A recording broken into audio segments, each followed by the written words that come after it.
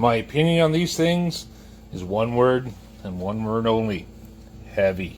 Especially for a 61cc saw, which is all the AB is.